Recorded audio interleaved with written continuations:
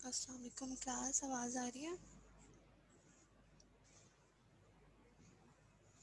Yes ma'am. वालेकुम अस्सलाम। Yes ma'am.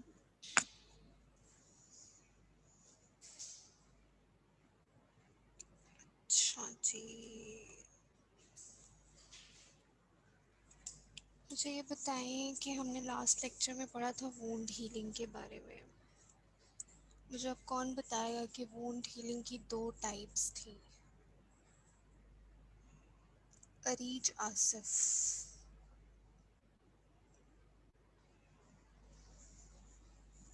Areej Asif, आप लोगों के नेम्स नोट करूँगी। Yes ma'am. जी बताएं। मैम वुंड मैंने हीलिंग नहीं रीड किया पहला लास्ट लेक्चर। क्यों नहीं रीड किया आपने? लेक्चर तो सुना था ना, कुछ तो याद होगा। Ma'am I think first intention थी प्राइमरी इंटेंशन, जी। और सेकेंडरी थी। सेकेंडरी और प्राइमरी में क्या डिफरेंस था मेजर?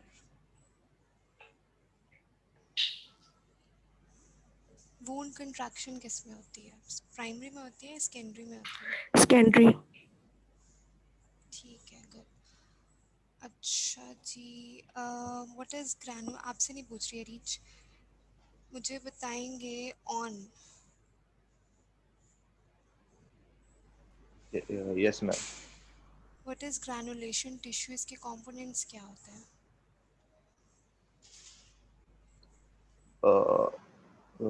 मैम ये मैंने काफ़ी दफ़ा बताया आपको 2 लेक्चर्स में। 3 कंपोनेंट्स होते हैं।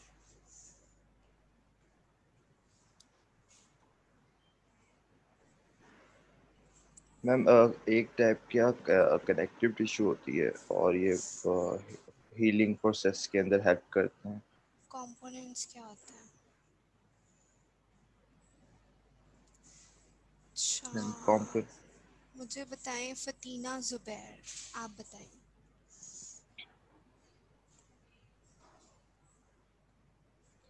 फतीना ज़ुबैर, यस मैम। जी। आप बताएं मुझे, ग्रैनुलेशन टिश्यू के 3 कंपोनेंट्स थे, इसमें 3 चीज़ें होती हैं। इसमें टिश्यू रिपेयर होता है और ग्रैनुलेशन होती है और फिर हिस्टोलिक फीचर्स। कुछ नहीं पढ़ा हुआ आप लोगों ने। कौन है पढ़ने वाला बच्चा?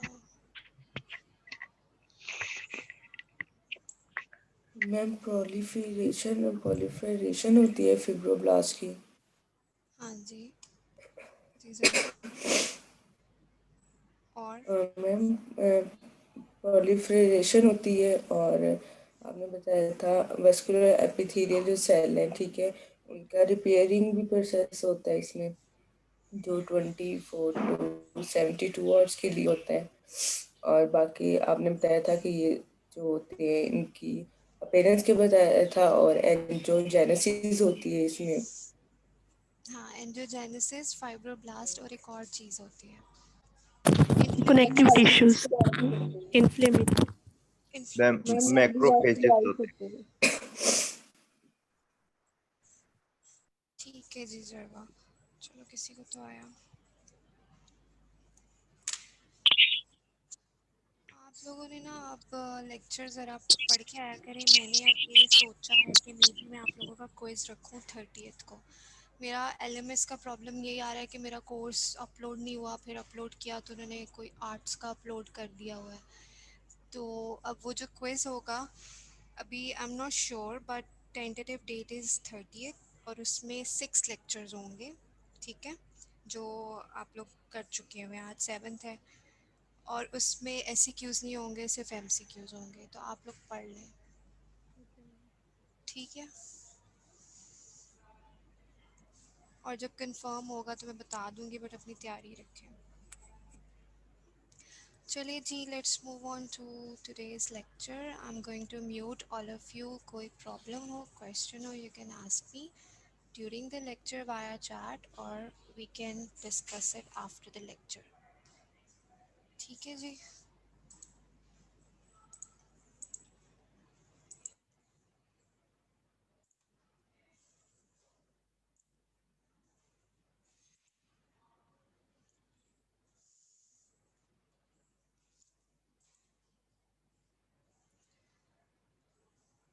Today's topic is hemodynamic disorders including hyperemia or congestion and edema. Hyperemia increased blood flow को कहते हैं।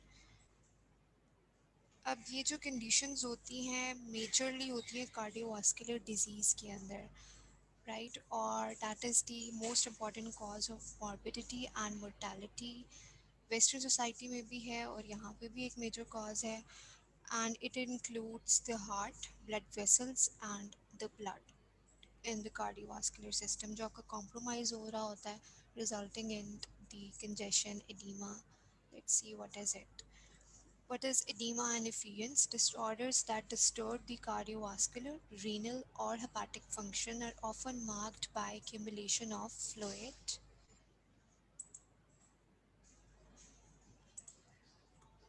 in tissues. So अगर tissues में accumulation हो रही है fluid की, that is edema. But if it is accumulating in a body cavity like peritoneal cavity में चला गया है तो हम उसको ascites कहेंगे, या अगर वो प्लूरा में जाके accumulate हो गया है pleural cavity के अंदर, तो that is effusion. Under normal circumstances क्या होता है टेंडेंसी ऑफ वास्कुलर, मैंने आपको ये बताया था कि हाइड्रोस्टैटिक प्रेशर क्या होता है और प्लाज्मा कोलॉइड ऑस्मोटिक प्रेशर क्या होता है।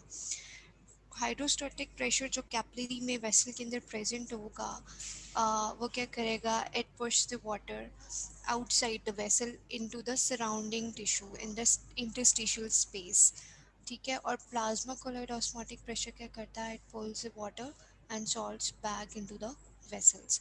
सो ये नॉर्मली बैलेंस्ड होते हैं एक दूसरे से, और इसमें जो नेट अमाउंट है वो बहुत कम होती है जो इंटरस्टिशियल स्पेस के अंदर इंटरस्टिशियल फ्लूइड जा रहा होता है, क्योंकि दे आर बीइंग बैलेंस्ड, ठीक है। अगर हाइड्रोस्टैटिक प्रेशर रेज्ड है या कोलॉइड ऑस्मोटिक प्रेशर डिक्रीज हुआ है, सो डेफिनेटली इस बैलेंस को डिस्टर्ब करेगा and there will be an increased movement of fluid out of the vessels into the surrounding space, and that surrounding space is interstitium, ठीक है। और normally जो net fluid थोड़ा बहुत आ रहा होता है वो किसने ड्रेन करना होता है, लिम्फेटिक वेसल्स का काम है कि वो उस फ्लूइड को ड्रेन आउट कर लेती हैं, ठीक है, और टिश्यू रिमेन्स ड्राई, और फिर लिम्फेटिक वेसल से अल्टीमेटली होता हुआ वो जाएगा थोरेसिक डक्ट में। Thoracic duct left subclavian when में जाती है और वहाँ से आपकी ब्लड में वापस चला जाता है। So this is what is normally happening. लेकिन अगर पैथोलॉजी है in the hydrostatic pressure or colloidosmotic pressure, the fluid ज़्यादा हो जाएगा. That can result in edema or effusion. ठीक है, so if the net rate of fluid movement exceeds the rate of lymphatic drainage, then fluid accumulates. If within the tissues, that is edema. और अगर वो tissue की outer most layer को सिरोजल surface को involve कर लेता है तो टिश्यू से आगे चला जाता है into the body cavity resulting in effusion. ये मैंने आपसे नेक्स्ट लेक्चर में पूछना है, what is difference between oedema and effusion, और ये सबको आना चाहिए. Edema is a result of movement of fluid, वही बात है, from the vasculature into the interstitial spaces. और ये भी हमने पढ़ा था कि दो टाइप्स के होते हैं, ट्रांसुडेट होता है और एक्सुडेट होता है. ट्रांसुडेट was प्रोटीन पोर और एक्सुडेट प्रोटीन रिच था और ये मेजरली इन्फ्लेमेशन में हो रहा था. पैथोफिजियोलॉजी ऑफ एडिमा, ये भी मैंने आपसे पूछना है कि कॉजेज़ क्या होती हैं, इसमें हो क्या रहा होता है. अच्छा, इंक्रीज हाइड्रोस्टैटिक प्रेशर, ये मैं आपको पिछले भी लेक्चर में बताया था जब हम इन्फ्लेमेशन पढ़ रहे थे कि इसकी कॉजेज़ क्या होती हैं. अभी हम दोबारा देख लेते हैं. इंक्रीज हाइड्रोस्टैटिक प्रेशर अगर है कैपिलरी का, वेसल का, सो डेफिनेटली क्या होगा कि fluid is moving out of the vessel into the tissues. और अगर रिड्यूस्ड कोलॉइडल और oncotic, that is the same thing, अगर रिड्यूस्ड है वो तो वो with in the blood vessels, तो उससे क्या होगा, उससे भी मूवमेंट होगी. फ्लूइड अंदर नहीं आएगा, बाहर ही रहेगा, क्योंकि नॉर्मली इसने फ्लूइड को विड्रॉ करना होता है into the blood vessels. Third पे है इंक्रीज टिश्यू कोलॉइडल और ऑनकैटेगेट. टिश्यू के अंदर जो सराउंडिंग इंटरस्टिशियम था उसके अंदर अगर कोलॉइडल और ऑनकैटिक प्रेशर इंक्रीज हो जाएगा तो वो कैपिलरी से उसको ड्रॉ करेगा इनटू द इंटरस्टिशियम. सो उससे भी एडिमा हो सकता है. और अगर ब्लड वेसल वॉल परमेबिलिटी ज़्यादा हो जाए, परमेबिलिटी क्या होती है, उसमें एंडोथेलियल सेल्स के दरमियान गैप आता है और परमेबिलिटी इंक्रीज हो जाती है. फॉर एग्जांपल इन्फ्लेमेशन में ऐसे हो रहा होता है जिसकी वजह से एक्सुडेट आता है. Obstruction of fluid clearance in the lymphatic system. Lymphatic system ने क्या करना था, इंटरस्टिशियम से, सराउंडिंग टिश्यूज से जो नेट फ्लूइड था उसको रिमूव करना था. अगर उसमें कोई प्रॉब्लम है, इन्फेक्शन है, ऑब्स्ट्रक्शन है और वो अपना काम नहीं कर रहा तो उसकी वजह से एडिमा होगा. और लिम्फैटिक सिस्टम में भी अगर ऑब्स्ट्रक्शन हो रही है तो उसमें भी एक्यूमुलेशन हो जाएगी. जो फ्लूइड ऑलरेडी प्रेजेंट है वो आगे मूव नहीं करेगा, जो टिश्यू में प्रेजेंट है वो एडिमा कॉज कर देगा. ठीक है. नंबर 6 पे है अगर टिश्यूज़ की कोई पैथोलॉजी हो जाए, लाइक अगर कोई किडनी डिजीज़ है और नेफ्रोटिक सिंड्रोम फॉर एग्जांपल है. ठीक है, इसमें वाटर और सोडियम की रिटेंशन होती है. सोडियम रिटेंशन होगी, साथ वाटर रिटेंशन होगी और इसमें क्या होगा, हाइड्रोस्टैटिक प्रेशर रेज हो जाएगा. सो that is a pathology of a tissue और एन ऑर्गन. सो नॉर्मली क्या होता है कि दो अपोजिंग फैक्टर्स हैं. This is a capillary bed. ठीक है, हाइड्रोस्टैटिक प्रेशर फ्लूइड को आउट कर रहा है, अनकोलॉइड ऑस्मोटिक प्रेशर इनवर्ड मूव करवा रहा है. और ये है जी इंटरस्टिशियम, जिसमें जितनी भी नेट मूवमेंट है या अगर इंक्रीज है इंटरस्टिशियल फ्लूइड तो that is drained by the lymphatic system shown here and the green colour. और वहाँ से अल्टीमेटली ब्रांचेस से होता हुआ जाएगा जी थोरेसिक डक्ट में, eventually to the left subclavian vein and वहाँ से वापस वीनस ब्लड के अंदर जा रहा है सारा access fluid. So that is a normal thing. But अगर इसमें कोई पैथोलॉजी होती है लिम्फैटिक में तो ये इंक्रीज रहेगा, या अगर इंटरस्टिशियल फ्लूइड प्रेशर इतना ज़्यादा है कि उसके ड्रेनेज कैपेसिटी से ज़्यादा हो गया तब भी एडिमा हो जाएगा. ठीक है. अब इंक्रीज हाइड्रोस्टैटिक प्रेशर की क्या कॉजेज़ होती हैं, इसमें क्या है जी, ये भी मैं पूछूंगी आपसे, नोट करते हैं जो जो चीज़ें मैंने आपसे पूछनी है. Increase hydrostatic pressure mainly caused by disorders that impair the venous return. Deep Venus thrombosis, deep veins के अंदर थ्रोम्बोसिस हो जाता है. थ्रोम्बस क्या होता है, it's a blood clot. Blood clot होगा, जो वेसल है वो ब्लॉक हो जाएगी. ठीक है, और जहाँ ब्लॉकेज से प्रायर जितना भी एरिया होगा उधर सारा ब्लड पूल अप होता जाएगा. ठीक है, जिसकी वजह से एडीमा होगा, पुलअप होगा, वहाँ से फिर एडीमा स्टार्ट हो जाएगा, टिश्यूज़ के अंदर फ्लूइड मूव करना शुरू हो जाएगा। कंजेस्टिव का हार्ट फेलियर या कार्डियक फेलियर के अंदर हाइड्रोस्टैटिक प्रेशर इंक्रीज हो जाता है।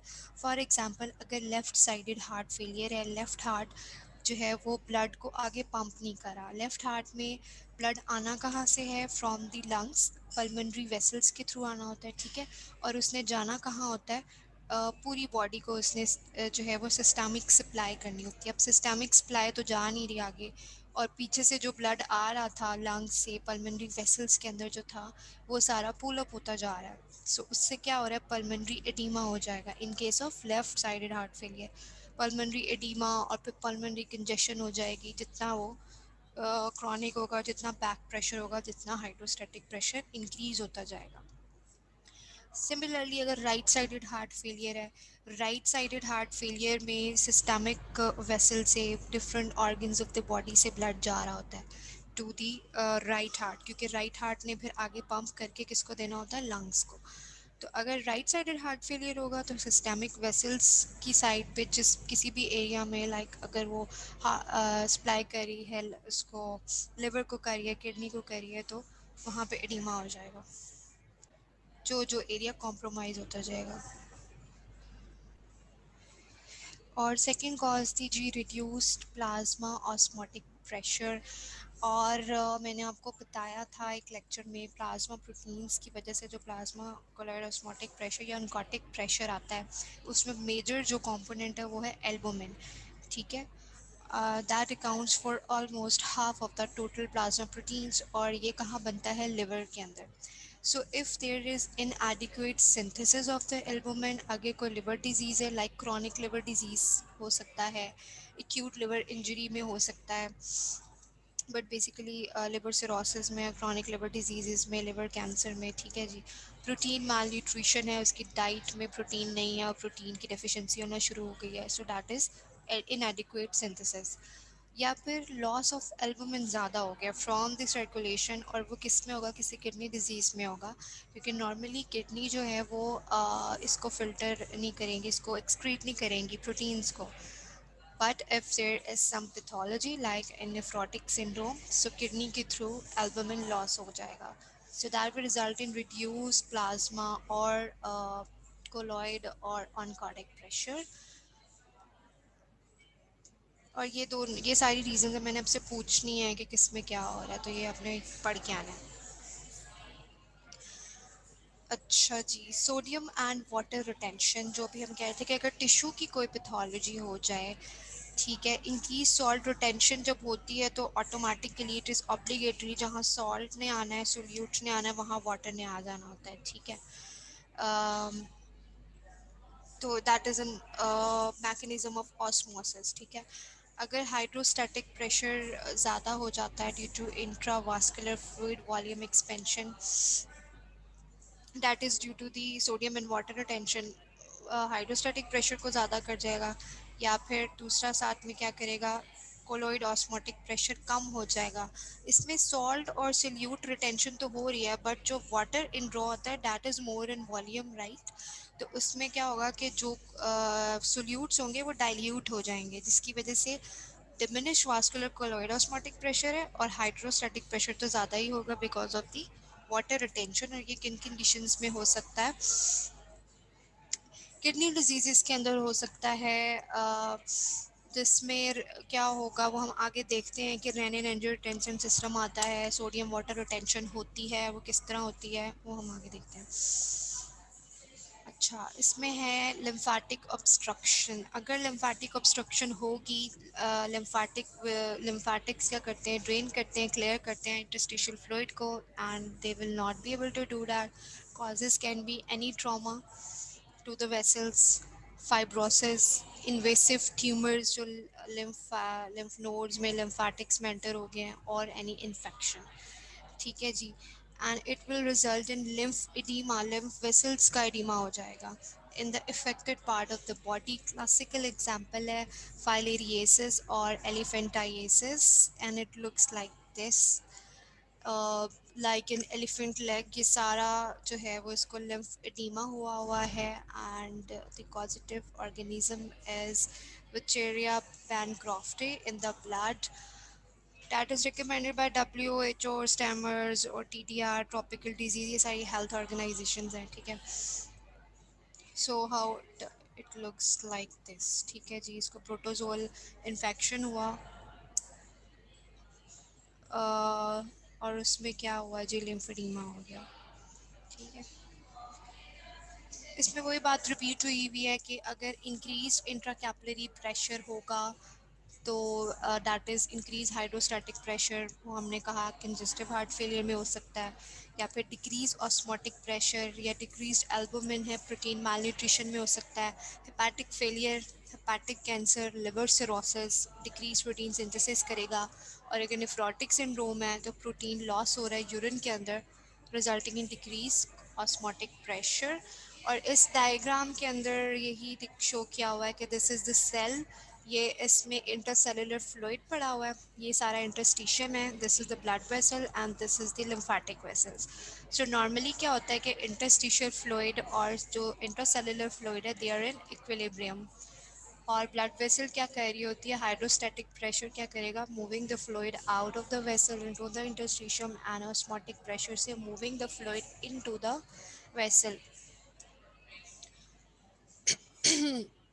ठीक है जी. And same is with the lymph. ये सारी जो एग्जांपल्स हैं आपको आनी चाहिए causes and examples of edema. Yes, this is the overview कि जब हार्ट फेलियर होगा how it works. जब हार्ट फेलियर होगा राइट या लेफ्ट साइडेड जो भी होगा क्या होगा उससे इंक्रीज कैपिलरी हाइड्रोस्टैटिक प्रेशर जैसे मैंने बताया कि अगर लेफ्ट साइडेड हार्ट फेलियर है तो हाइड्रोस्टैटिक प्रेशर किसका इंक्रीज होगा पल्मोनरी वेसल्स का होगा और अगर राइट साइडेड है तो systemic. So basically capillary hydrostatic pressure ज़्यादा होगा तो एडीमा हो जाएगा. और अगर इसमें रीनल ब्लड फ्लो कॉम्प्रोमाइज़ हो रहा है लाइक अगर for example left sided heart failure होता है तो उसमें डिफरेंट ऑर्गन्स को ब्लड सप्लाई प्रॉपरली नहीं जा रहा होता आगे वो पंप ही नहीं कर रहा. जब डिक्रीज रीनल फ्लो होता है ब्लड प्रेशर रीनल वेसल्स का लो हो जाता है और उसमें क्या होता है there is activation of renin angiotensin system जो एल्डोस्टेरॉन रिलीज़ कराती है और एल्डोस्टेरॉन क्या करता है it causes the retention of sodium and water. और अगर रीनल फेलियर है due to any other cause ठीक है कोई रीनल इंजरी थी या कोई भी क्रॉनिक रीनल डिजीज़ था तो उसकी वजह से भी retention of the sodium and water हो रही है ठीक है resulting in increase in the blood volume ठीक है.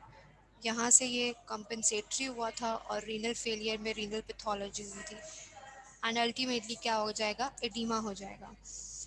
और एक चीज़ हमने और पढ़ी कि जी और क्या कॉजेज़ हो सकती हैं मैलन्यूट्रिशन हो सकती है प्रोटीन डेफिशिएंसी हो सकती है डिक्रीज हेपाटिक सिंथेसिस हो सकता है या nephrotic syndrome resulting in decrease plasma albumin and decrease plasma osmotic pressure. ये टेबल आपको याद होना चाहिए. Morphology of edema and effusions. Edema is easily recognized grossly ठीक है क्योंकि उसमें जो है वो swelling हुई हुई होती है. Microscopically, it is appreciated as clearing and separation of the extracellular matrix outside the cell in the intercellular spaces and there is subtle self swelling हुई हुई होती है. Subtle means that is not very distinct, not very clear. Any organ or tissue can be involved, but edema is most commonly seen in subcutaneous tissue में हो सकता है lungs में and brain में सब लाइक फॉर एग्जांपल अगर peri orbital edema है around the orbits जो नेफ्रोटिक सिंड्रोम में होता है किडनी डिजीज़ के अंदर ठीक है वो लूज कनेक्टिव टिश्यू जहाँ पे प्रेजेंट होता है दैट इज सबक्यूटेनियस ठीक है. सो एडीमा में स्वेलिंग होती है लेकिन जो फॉर एग्जांपल अगर लिम्फेटिक ऑब्स्ट्रक्शन थी उसमें हमने बहुत ही क्लासिकल एग्जांपल देखी उसमें सारी लेग्स की लिम्फेटिक्स ब्लॉक हुई हुई थी या अगर इफ्यूजन हुई हुई है जैसे एसाइटीज़ हुई हुई है तो वो काफ़ी ज़्यादा प्रोमिनेंट होती है. एडीमा भी प्रोमिनेंट होता है बट माइक्रोस्कोपिकली आपको सेल स्वेलिंग जो है वो नज़र आएगी. अच्छा Subcutaneous edema, it can be diffuse or more conspicuous in the regions with high hydrostatic pressure. So diffuse का मतलब ये है कि बहुत ज़्यादा क्लियर नहीं होता, माइल्ड हो सकता है, लेकिन it can be very prominent depending के कहाँ पे जितना ज़्यादा बैक प्रेशर है, जितना हाइड्रोस्टैटिक प्रेशर ज़्यादा होता जा रहा है, उतना ही एडीमा प्रोमिनेंट होता जाएगा. And the distribution of edema is often influenced by gravity, जिसको हम कहते हैं डिपेंडेंट एडीमा, जो ग्रेविटी डिपेंडेंट होता है.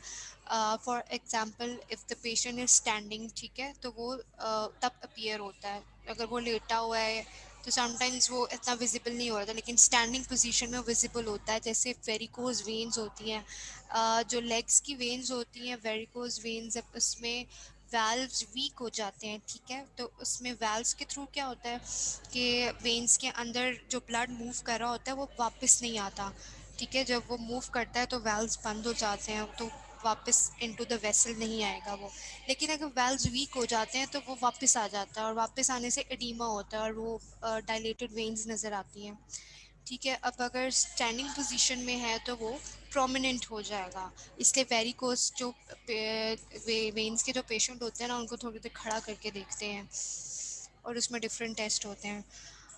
एंड सिमिलरली अगर सैक्रल एरिया में है, सैक्रम में प्रोमिनेंट होता है when the patient is lying recumbent position, जब patient is lying on the bed in the supine और द प्रोन पोजीशन, ठीक है, जब लेटा होगा तो उस एरिया में प्रोमिनेंट होगा. So that is dependent edema. उसके बाद एक टर्म है पिटिंग एडीमा. ये डिपेंडेंट और पिटिंग एडीमा जो है, ये भी आपको याद होना चाहिए in the next lecture. Finger pressure over markedly edematous subcutaneous tissue displaces the interstitial fluid and leaves a depression. That is a sign of pitting edema. Like this, ये वाला देखें, इसमें जो है वो फुट का एडिमा हुआ है. जब थोड़ी देर आप फिंगर या थंब जो है वो प्लेस करते हैं और उसको 10 सेकंड्स के बाद या 30 सेकंड्स के बाद छोड़ते हैं, तो उसमें बड़ी प्रोमिनेंट जो है, इसके अंदर तो काफ़ी प्रोमिनेंट है, पिटिंग एडिमा हो जाता है. ठीक है जी. और पिटिंग एडिमा की कॉजेज़ क्या हो सकती हैं? सिस्टमिक डिजीज़ेज़ हो सकते हैं, नेफ्रोटिक सिंड्रोम वगैरह हो सकता है. प्रेगनेंसी में होता है, and not in all but in some women में ये होता है, हैंड्स एंड फीट्स का एडिमा हो जाता है. आइदर डायरेक्टली और as a result of heart failure भी हो सकता है, कंजस्टिव हार्ट फेलियर के अंदर हो सकता है. Local condition varicose veins I have already described. Thrombophlebitis के अंदर हो सकता है. थ्रोम्बोफ्लेबाइटिस एक इन्फ्लेमेटरी प्रोसेस है ऑफ द वेसल्स, जिसमें basically thrombus is going to block the vein. अब वो सुपरफिशियल वेन्स को भी कर सकते हैं, जो सुपरफिशियल जो नियर द स्किन होती है, तो सुपरफिशियल थ्रोम्बोफ्लेबाइटिस होगा. और अगर डीप वेन्स इन्वॉल्व हो जाए तो वो डीप वेनस थ्रोम्बोसिस हो जाता है, ठीक है. इंसेक्ट बाइट्स में होता है, डीमा स्वेलिंग हो जाती है, इन्फ्लेमेटरी प्रोसेस होता है वो. और डर्मेटाइटिस जो स्किन का इन्फेक्शन होते हैं उसमें हो सकता है.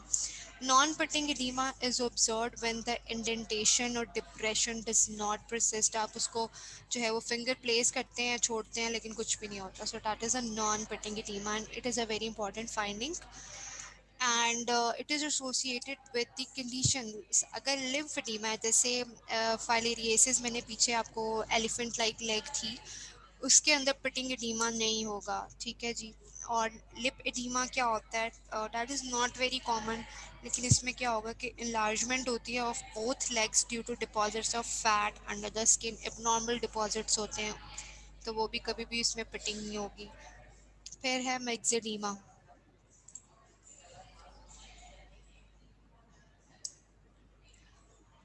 मैं करती हूँ रिपीट. अच्छा, मिक्सेडीमा क्या होता है? मिक्सेडीमा के अंदर डेपोजिशन होती है म्यूकोपॉलीसेक्राइड्स की in the dermis of the skin, resulting in the swelling of the affected area. और ये किस में हो रहा होता है? हाइपोथायराइडिज्म में भी होता है, सिवियर हाइपोथायराइडिज्म में होता है. फॉर इसके एक टिपिकल एग्जांपल होती है मिक्सेडीमा की ग्रेव्स डिजीज़.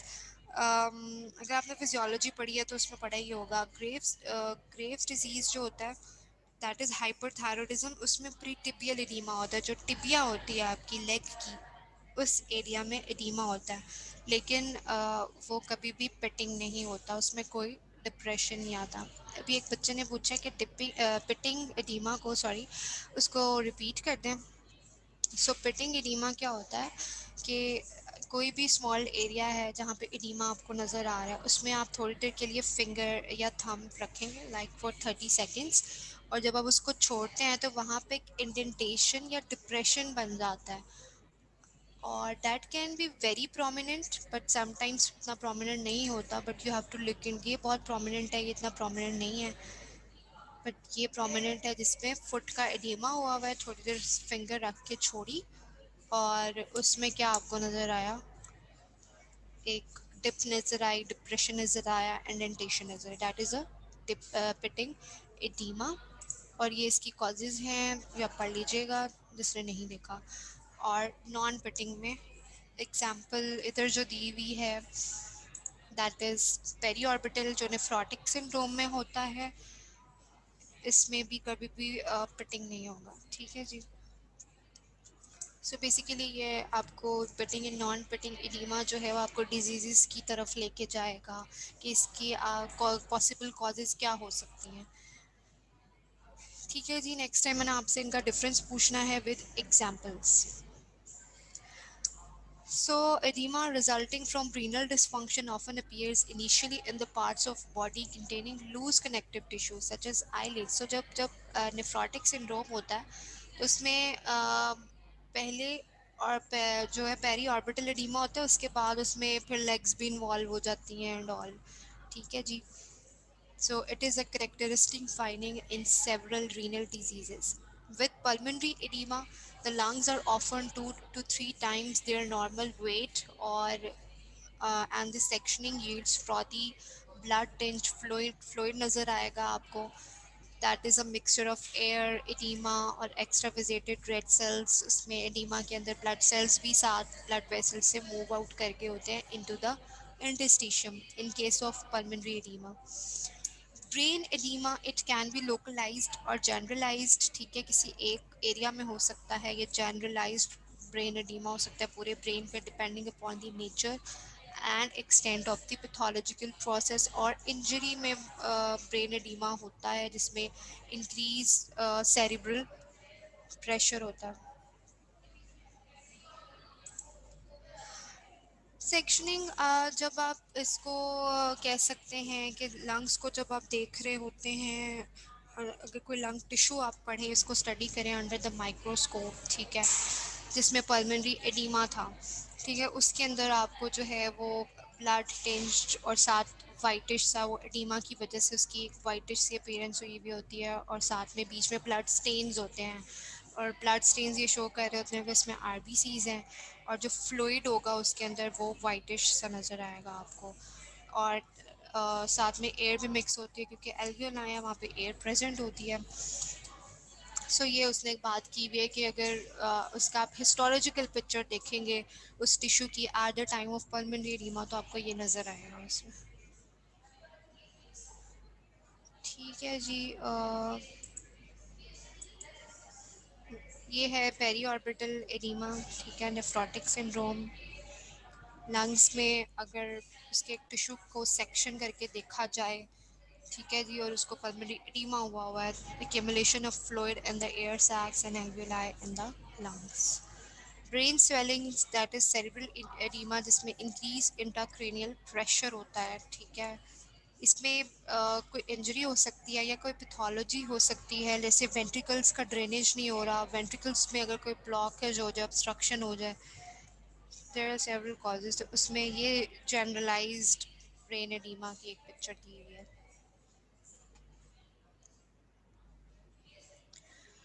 अच्छा जी, एफ्यूजन हमने कहा था अगर फ्लूइड एक्यूमुलेट हो जाता है किसी कैविटी के अंदर, बॉडी कैविटी में, अगर तो वो प्लूरल कैविटी में है तो हम उसे कहते हैं जी कि इट इज़ हाइड्रोथोरेक्स। अगर वो पेरिकार्डियल कैविटी के अंदर है तो हम उसे कहेंगे हाइड्रोपेरिकार्डियम। और अगर पेरिटोनियल कैविटी में है तो इसको हाइड्रोपेरिटोनियम। बट मोस्ट कॉमनली एसाइटीज़ कहते हैं, जिसमें पेशेंट जो होता है वो इसका बहुत नॉर्मली इनलार्ज्ड एब्डोमेन होता है। ठीक है, उसको हम एसाइटीज़ कहते हैं, और ये बड़ी इंपॉर्टेंट क्लिनिकल फाइंडिंग होती है हॉस्पिटल सेटिंग के अंदर।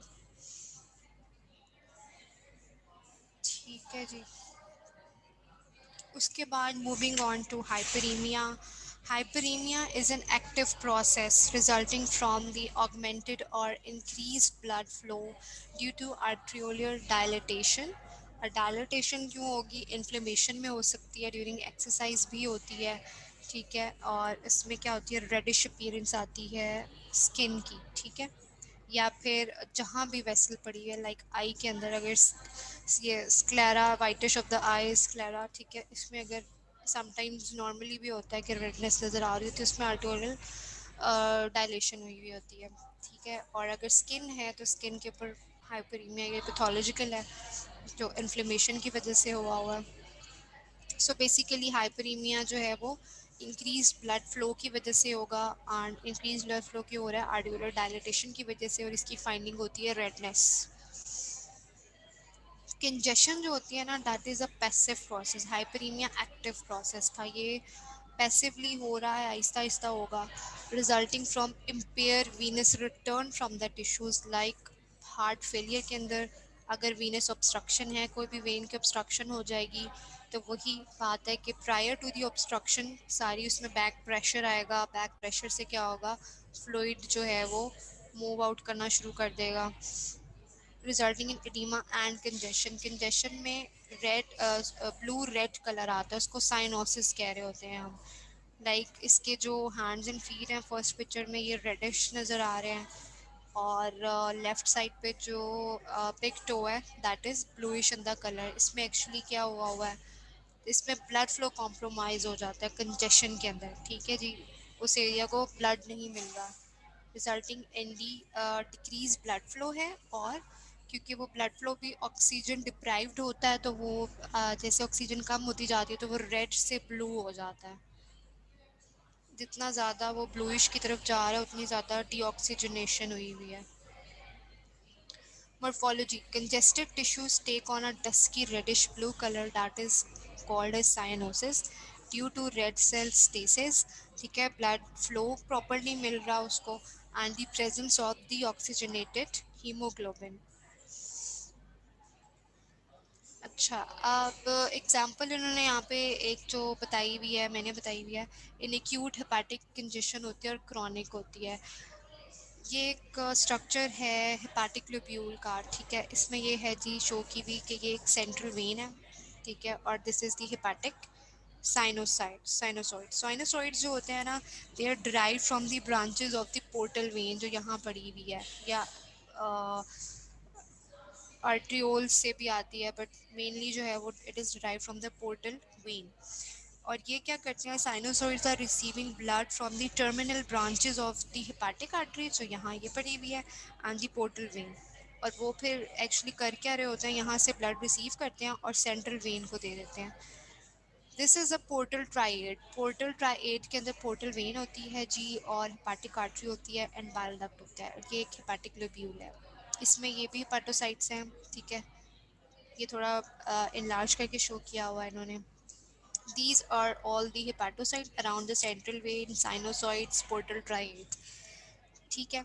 जो यहाँ पे फ़िलहाल कंसर्न की बात ये होती है कि जब एक्यूट हेपाटिक कंजेशन होती है, ठीक है, तो सेंट्रल वेन और साइनोसॉइड्स ये कंजेस्टेड हो जाते हैं, डायलेटेड हो जाते हैं, और इनकी ब्लड सप्लाई जो है वो कॉम्प्रोमाइज़ होती है hepatocyte that are present around the central vein and the sinusoids. क्योंकि ये डिस्टल एंड है पोर्टल वेन का, और हेपाटिक आर्टरी पड़ी हुई है पोर्टल ट्राइड के अंदर, यहाँ पर आते आते उसका जो ब्लड फ्लो होगा वो इन हेपाटोसाइट्स को ज़्यादा मिलेगा, इनको कम मिलेगा, ठीक है, क्योंकि that is the terminal branches that are supplying the blood to the central vein and that of the sinusoids, and this is the distal end of the supply of the hepatic artery as well.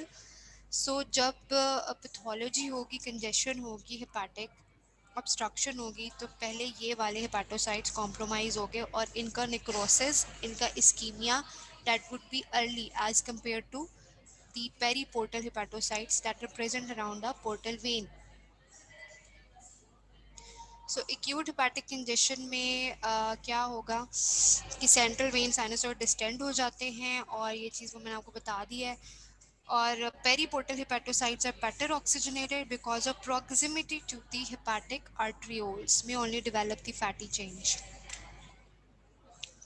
सो अगर ये हो क्यों रहा है, congestion क्यों हो रही है, मॉडरेट और severe right sided heart failure increases the central venous pressure, back pressure ज़्यादा होगा which is transmitted to the liver, ठीक है। राइट साइड पे जो वेसल्स होंगी, वीनस जो प्रेशर होगा वो इंक्रीज होगा, ठीक है। और राइट साइड पे जो है वो हार्ट होता है, वहाँ से बैक प्रेशर जाएगा towards the liver via inferior vena cava and hepatic veins, और वहाँ पे ये हेपेटिक कंजेशन करेगा, ठीक है। और अगर ये कंजेशन क्रॉनिक हो जाती है, ठीक है, it leads to the atrophy of hepatocytes, distension of the sinusoids and centrizonal fibrosis, क्योंकि अल्टीमेटली क्या हो रहा है, उसका ब्लड सप्लाई कॉम्प्रोमाइज हो रहा है। And if severe it progresses to liver cirrhosis, जिसको हम कार्डिक सिरोसिस कह रहे हैं, क्योंकि इसमें बेसिक कॉज कहाँ से आ रही है, from the heart failure. Chronic passive hepatic congestion में क्या होता है, central lobular regions are grossly red brown and slightly depressed because of the cell death, क्योंकि हम कह रहे थे कि जो सेंट्रल लोबुलर रीजन्स हैं, जहाँ सेंट्रल वेन पड़ी हुई है, साइनोसॉइड्स पड़े हुए हैं, वहाँ पे इस्कीमिया पहले हो रहा है, हेपेटोसाइट्स क्या करेंगे, अल्टीमेटली उनका निक्रोसिस हो जाएगा और वो आपको रेड ब्राउन कलर का नज़र आएगा, क्योंकि जब सेल डेथ होगी, ठीक है, और वहाँ पे आरबीसीज भी प्रेजेंट होते हैं, ठीक है, वेसल के अंदर, वो भी सारे एक्स्ट्रा विजेट करना शुरू कर जाएंगे, तो आपको रेडिश ब्राउन कलर का नज़र आएगा। And that area will be depressed as compared to the normal hepatocytes because of the cell death, and they are accentuated against the surrounding zones of uncongested tan liver. Accentuated का मतलब होता है कि they will become prominent हो जाएंगे वो depression की वजह से। आगे डायग्राम है उसमें मैं आपको दिखाती हूँ। इसको हम कहते हैं nutmeg liver. Nutmeg is a seed, if you can Google it, तो उसमें आपको एक सीड नज़र आएगा, तो उस तरह की एक अपीयरेंस हो जाती है ग्रॉसली लिवर की, ठीक है।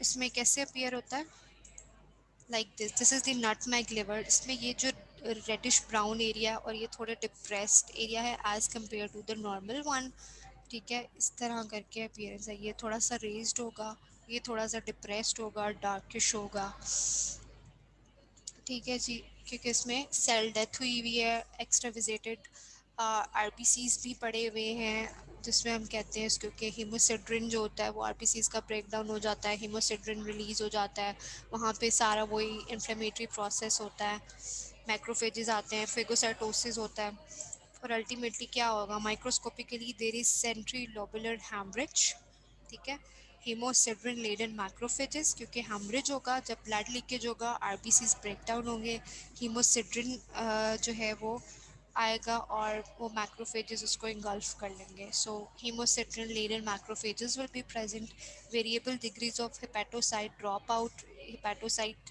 जो है उनकी सेल डेथ हो चुकी होगी, एंड नेक्रोसिस। अच्छा, और ये इसकी हिस्टोलॉजिकल डायग्राम जिसमें सेंट्रल जो है वो नेक्रोसिस हुआ हुआ है, ठीक है, और इधर जो है वो ये नॉर्मल पड़े हुए हैं, ठीक है जी। अच्छा जी, it's the second last slide, what is the difference between transudate and exudate, ये मैंने आपको बहुत पहले बताया था। ट्रांसुडेट क्या होता है, लो प्रोटीन कंटेंट होता है, specific gravity less than 1.012, and it is essentially an ultrafiltrate of blood plasma that result from osmotic or hydrostatic imbalance, और इसकी causes हम already पढ़ चुके हैं, without an increase in the vascular permeability। और एक्सीडेट के अंदर क्या होता है, इसमें सिग्निफिकेंट जो है वो alteration is in the normal permeability of the blood vessel in the area of injury, that is why inflammation के अंदर ये हो रहा था। इन्फ्लेमेशन के अंदर वास्कुलर परमेबिलिटी ज़्यादा होती है और उसमें एक्सुडेट आता है, और एक्सुडेट के अंदर जो फ्लूइड होता है that is high protein content and it has a specific gravity above 1.020। You should know the causes and the difference between the transudate and exudate। ये डायग्राम थी जो कि मैंने पहले भी आप लोगों को बताई थी जब हमने इन्फ्लेमेशन पढ़ी थी, और इसमें एग्जैक्टली वही चीज़ें हैं कि नॉर्मली वेसल के अंदर हाइड्रोस्टैटिक प्रेशर जो है वो ज़्यादा होता है as compare to colloid osmotic pressure, और इसका इन दोनों का काम मैं काफ़ी दफ़ा रिपीट कर चुकी हूँ और ये अगली दफ़ा सबको आना चाहिए। ठीक है, नॉर्मली ये क्या करते हैं, किन कंडीशंस में ये ज़्यादा होता है, एक्सुडेट किस में आएगा, ट्रांसुडेट किस में आएगा, ये पिक्चर जो है वो ये याद होनी चाहिए आपको. So, edema is the result of the movement of fluid from the vasculature into the interstitial spaces, and it can be transudate or an exudate. ठीक है जी. कॉजेज क्या हैं जी, इंक्रीज हाइड्रोस्टैटिक प्रेशर हो सकता है, डिक्रीज कोलॉइड ऑस्मोटिक प्रेशर हो सकता है, हम सारी इसकी कॉजेज पढ़ चुके हैं. और वास्कुलर परमेबिलिटी इंक्रीज होती है जी इन्फ्लेमेशन के अंदर. ठीक है. और but it can, so inflammation में क्या होता है, लोकलाइज्ड हो सकती है, but it can be generalised. Like अगर सिवियर सिस्टमिक इन्फ्लेमेटरी स्टेट्स होती हैं, शॉक में पेशेंट होता है या सेप्सिस में होता है, तो उसमें जनरली पूरी बॉडी की वेसल्स की परमेबिलिटी ज़्यादा हो जाती है. ठीक है. और जनरलाइज्ड एडिमा होता है. लिम्फेटिक ऑब्स्ट्रक्शन जो है, इन्फेक्शन है, ट्यूमर है, कैंसर है, so that can result in lymphatic obstruction and oedema. Lymphatic lymphoedema हो जाता है उसमें. सोडियम एंड वाटर रिटेंशन जो है वो रीनल फेलियर में होती है, और अगर हार्ट इन्वॉल्व हो जाए तो किडनीज क्या होती हैं, कॉम्प्रोमाइज़ हो जाती हैं. एंजियोटेंसिन सिस्टम एक्टिवेट होता है, एल्डोस्टेरॉन होता है. ठीक है. तो ये सारी मेन चीज़ें जो है वो आपको नेक्स्ट टाइम आनी चाहिए, and I want your participation.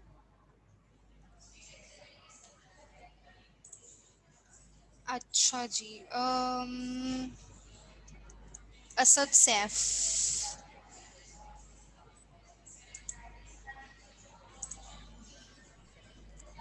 Asad Saif ज़रा अनम्यूट करें और मुझे ये बताएं कि व्हाट इज़ एडिमा. क्या सुना है आपने?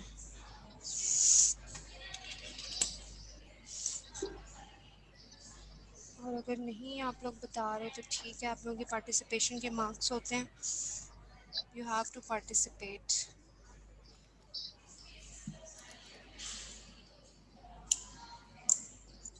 माहम जुल्फ़िकार, आप बताएं मुझे एडिमा क्या होता है, अभी आपको क्या समझ मैम आई है मुझे. एडिमा में हमारी जो है वास्कुलर परमेबिलिटी ज़्यादा हो जाती है, हाइड्रोस्टेटिक प्रेशर ज़्यादा हो जाता है, और जो फ्लूइड होता है वो इंटरस्टिशियल स्पेसिस में जिसकी वजह से एडिमा हो जाता है. हाँ जी, फ्लूइड जो है वो इंटरस्टिशियल स्पेस में आता है और इसकी कॉजेज हो सकती हैं सेवरल. यस मैम, जैसे कि हाइड्रोस्टेटिक प्रेशर ज़्यादा हो गया, कोलॉइड ऑस्मोटिक प्रेशर बहुत कम हो गया, या फिर जो है ऑब्स्ट्रक्शन होगी हमारी वेसल्स की, लिम्फ लिम्फ इन्फेक्शंस हो, लिम्फ की कोई प्रॉब्लम होगी, इस वजह से एडिमा हो सकता है. Very good.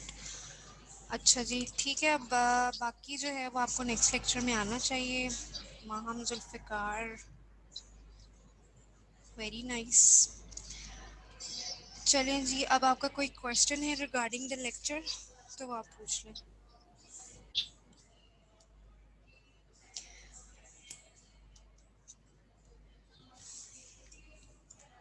क्विज़ का मैंने आप लोगों को बता दिया हुआ है, मैं आप लोगों को कंफर्म कर दूंगी अगर एलएमएस ना हुआ, अगर इसका कोई ऑल्टरनेटिव मिलता है.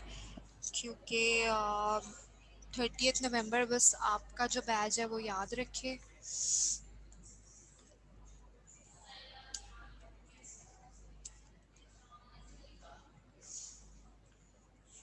और वो कोई इतना टफ नहीं होगा. लेक्चर्स भी मैंने उसमें कम किए हैं क्योंकि मुझे था कि नेक्स्ट मंथ में आप लोगों के मिड्स हैं तो वो मुश्किल हो जाएगा. चलें जी, अटेंडेंस लेते हैं. आप लोग मुझे चार्ट में बताएंगे अगर किसी की अटेंडेंस. भाई बैटरी जो है अपनी चार्ज करके आया करें, चार्जर लगा के आया करें. ठीक है.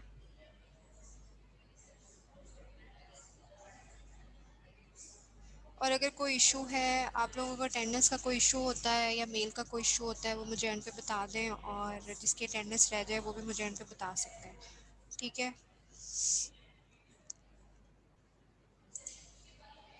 फिर मैं आप लोगों को म्यूट करने लगी हूँ.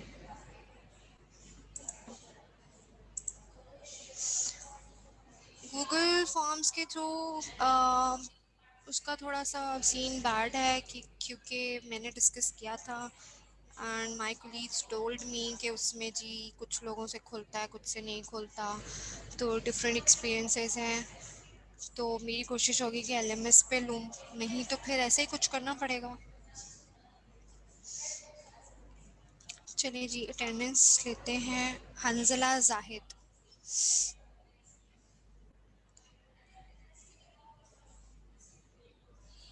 Hanzala Zahid absent. Mohammad Ahad, Hanzla present, Mohammad Ahad present. Komal, Komal I think ये है ही नहीं हमारे सेक्शन में। Abru Fatima present. Amina Shakeel present. Mohammad Awais Danish present. Sania Arshad present. Usama Ahmed, Usama Ahmed absent. Ayesha Kaiser present. Maheen Rauf,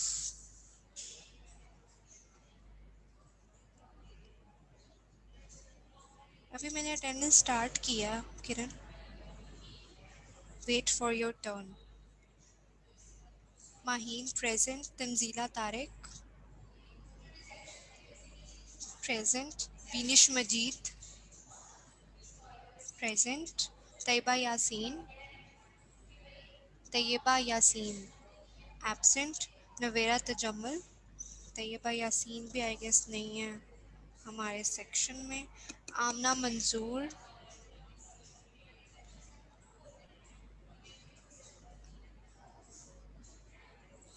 आमना मंजूर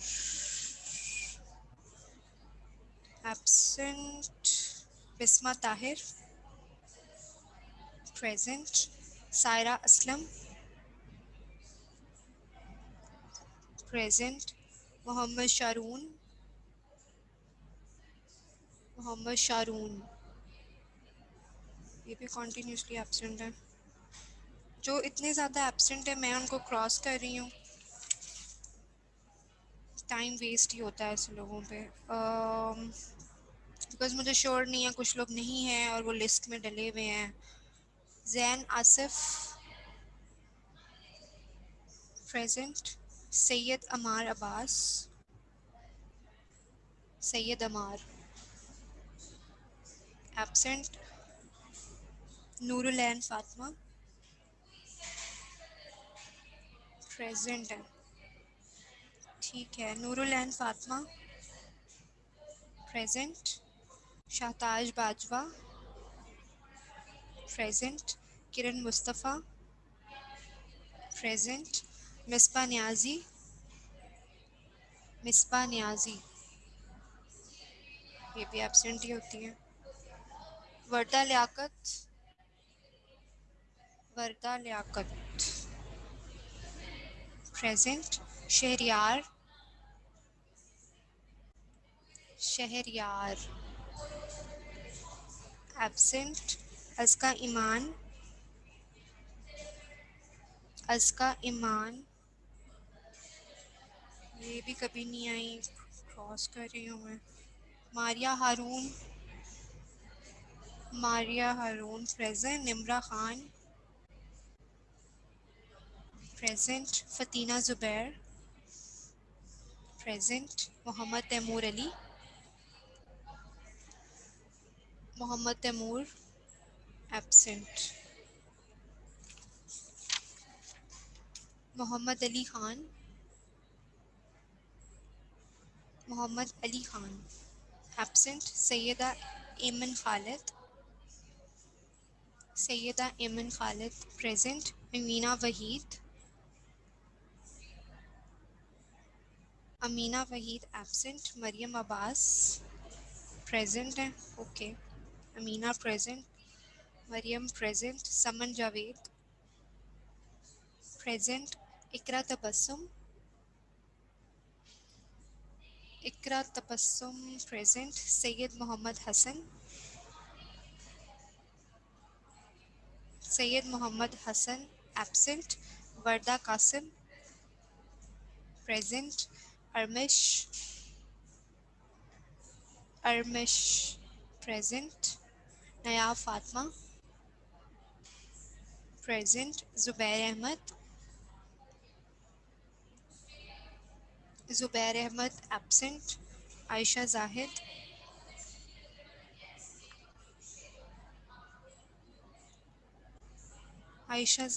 प्रेजेंट हैं। अच्छा, मनाल फातिमा भी कभी नहीं आई। क्रॉसिंग हर मनाहिल गुल एब्सेंट। इकरा जमील राबिया जमील प्रेजेंट है दोनों। अब्दुल हनान अरशद ये तो लीव पे हैं। फातिमा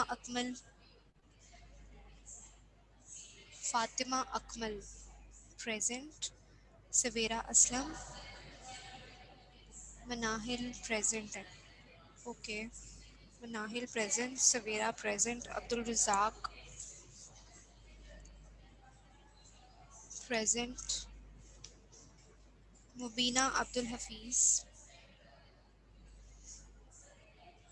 मुबीना एब्सेंट। अरीज फातिमा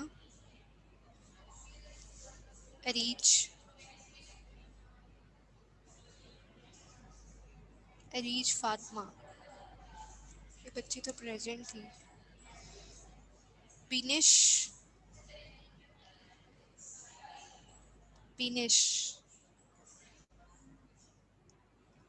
नादिया तालिब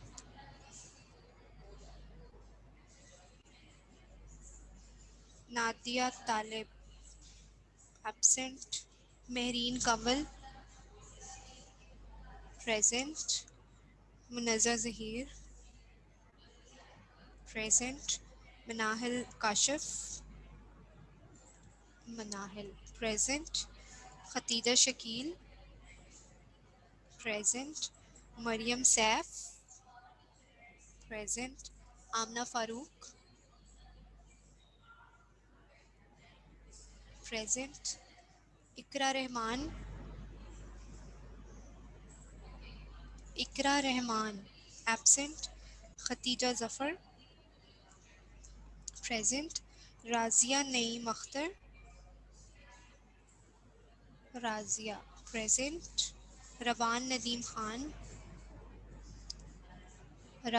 नदीम एब्सेंट प्रेजेंट है। ओके, अच्छा। Aun Ahmed present. Mahnoor Khan present. Fiza Naveed present. Zahid Hussain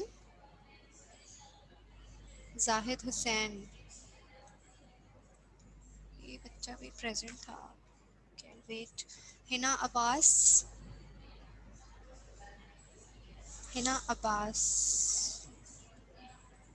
present. Masooma Zehra present. Rabia Ali present. Ushna present. Noor Fatima 2136 present. Tooba Sabir present. हिरा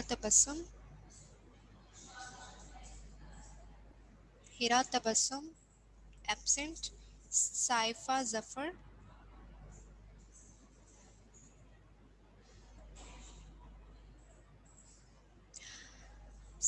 present. Qunain Fatima present. Sobia Mansoor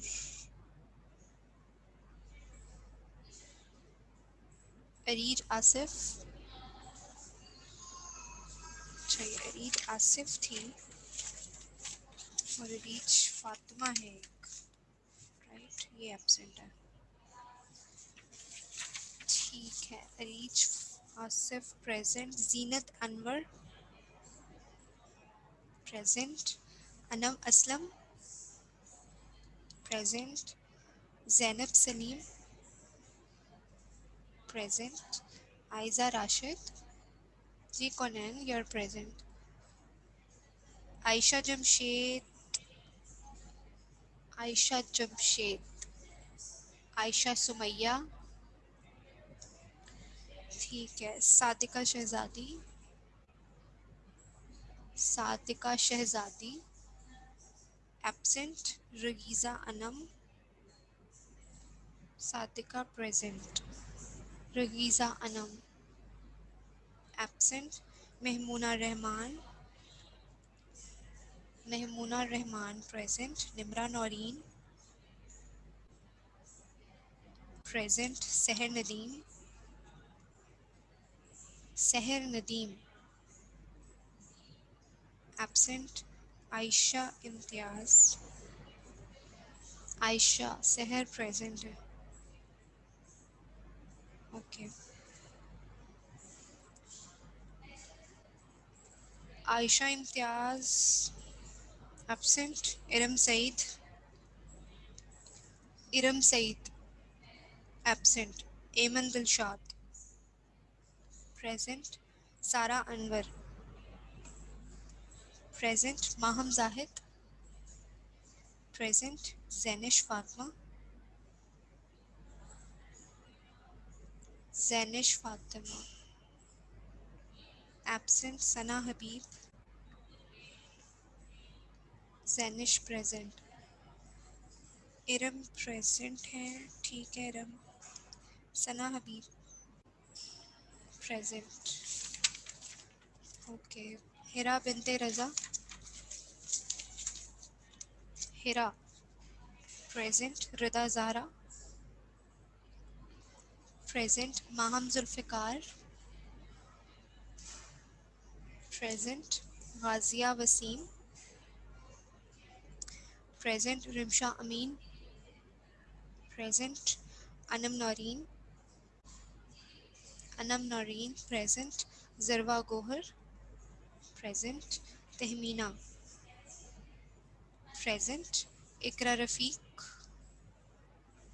present. Hussain Ahmed, Hussain Ahmed absent. Hadia Abid present. Bashair Ashraf present. Hajra Tariq, जी जैनिश आपकी लग गई भी है। हाजरा तारिक एब्सेंट। मारिया मंशा, मारिया मंशा एब्सेंट। नूर फातिमा 2017, नूर फातिमा 2017 एब्सेंट। फिजा इफ्तिखार प्रेजेंट। असद सैफ, आपसे मैंने क्वेश्चन किया था और आपने मुझे जवाब देने की तौफीक नहीं की थी, ठीक है जी। Present. Next time Asad Saif on और फतीना ज़ुबैर, इन तीनों को लेक्चर याद होना चाहिए स्पेशली, इनसे तो ज़रूर पूछा जाएगा। ठीक है जी, अगर किसी की अटेंडेंस नहीं लगी तो बता दें। सैयद अमार, हरीज फातिमा, हरीज आपकी आप नहीं थी तब जब मैंने पूछा था। सैयद अमार है, हरीज फातिमा है, सिमाब, ओके। आपका नाम शायद मुझे लगता है मिस हो गया, सिमाब, ओके। और कौन है? उसामा अहमद, और कोई है? हाजरा तारिक, हाजरा आपका तो एंड पे, ठीक है। हाजरा प्रेजेंट है, और कोई है? Sofia Mansoor, anyone else? अच्छा जी, जिनकी अटेंडेंस नहीं लगी, रीज फातिमा, सैयद अमार, सिमाब, उसामा अहमद, सोबिया मंसूर, और अभी मैंने लगा दिया हाजरा की। Anyone else? अच्छा जी, कोई ऐसा बच्चा तो नहीं है इस बैच में जिसको मेल का इशू आता हो? नहीं, क्विज के 6 लेक्चर्स होंगे। क्योंकि मैंने लेना है नेक्स्ट मंडे, इंशाल्लाह कोशिश तो यही है मेरी। नेक्स्ट मंडे नहीं, जो लास्ट मंडे आएगा इस मंथ का, वो 30th बनता है। 6 लेक्चर्स होंगे और उसमें एमसीक्यूज नहीं होंगे, सिर्फ एमसीक्यूज हैं, तो आप लोगों की अच्छी से तैयारी कर लें उसकी।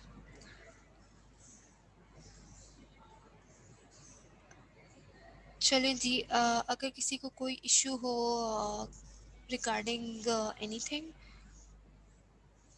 तो वो मुझे मेल कर सकता है या कर सकती है फॉर द इशू। और नेक्स्ट ये वाला लेक्चर जो है वो आपने पढ़ के आना है, इंशाल्लाह हम नेक्स्ट लेक्चर लेंगे। ओके जी, अल्लाह हाफिज़।